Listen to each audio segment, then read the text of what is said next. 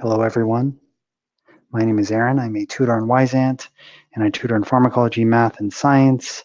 I am also a nurse, and I'm going to work at a college algebra problem relating to word problems and money. I have it on my screen right now, so I'm going to go ahead and screen share and go through the problem.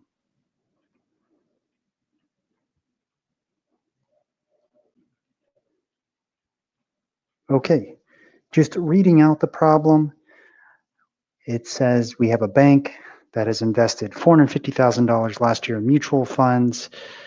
The conservative fund earned 90% simple interest. The growth fund earned 14% simple interest. At the end of the year, the bank had earned $48,000 from these mutual funds. How much did it invest in each fund? Well, conceptually, we need to go ahead and set up the problem in a way that makes sense logically, right? So what we want to go ahead and do is we know that both funds have generated $40,000. So we have that right here. And I've worked out the problem itself so we can go through the details, okay? But what you want to go ahead and do is you want to isolate one of your variables. And in this case, we're going to go ahead and try to isolate how much invested at 14%, okay? And that's going to be X, all right?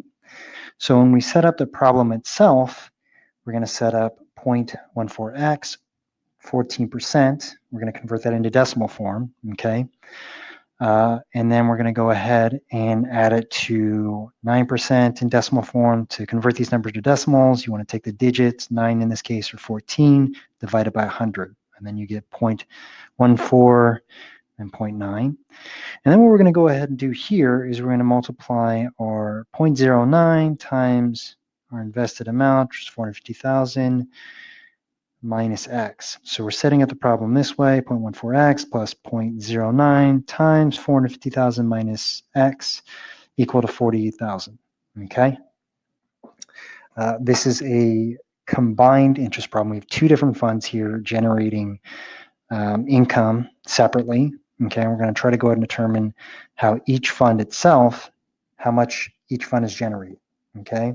So in doing the algebra here, we're going to go ahead and multiply 0.9 times 450,000 and 0.9 times X, okay? Using our distributive property, then what we end up with is 0.9 times 450,000 is actually 40,500, and then 0.9 times X is going to be, and in this case we have to keep in mind it's a negative 0.9X, 0.09X. So what we do is we group our like terms, all right, 0.14X minus 0.09X, and we see that here where the terms are grouped, and we have, as a result of that, positive 0.14X minus 0.09X is 0.05X, and we have 40,500. We're going to take that 40,000, we're going to bring it over here, so it's actually 48,000 minus 40,500. We're going to divide on each side here. Oops. Let's see here. So 48,000 minus 40,500, that's actually 7,500. And we're going to divide each side here by 0.05. And what we do end up getting is $150,000. And that's at 14%. Now to find out how much we have invested at 9%, here, what we're going to go ahead and do is we know that the total amount again is going to be 450,000. So what we do is we take our total amount, we subtract it from the amount invested at 14%, and then we end up with $300,000 at 9%. That's the difference. Okay, so this is 14% here, and this is 9%, and then we end up with our amount here.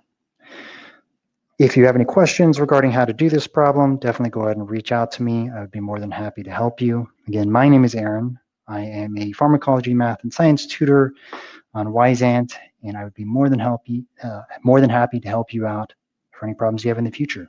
Thank you.